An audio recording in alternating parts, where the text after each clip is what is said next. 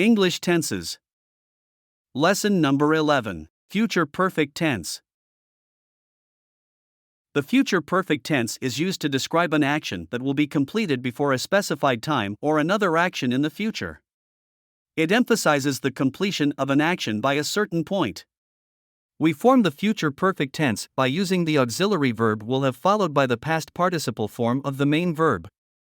Now, let's explore the structure and examples of positive, negative, and question sentences in the future perfect tense. In positive sentences, we use the auxiliary verb, will have, followed by the past participle form of the main verb. Examples.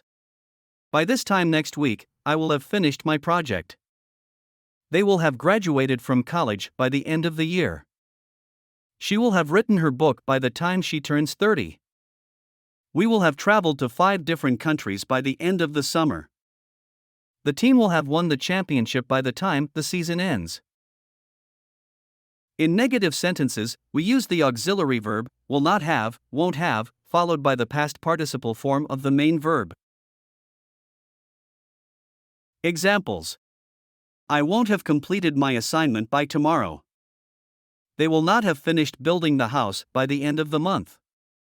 She won't have learned how to play the guitar by the concert.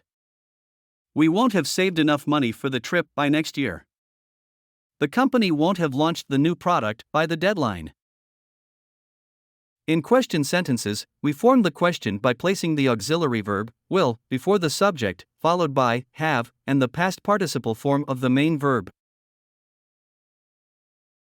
Examples. Will you have completed your work by the deadline?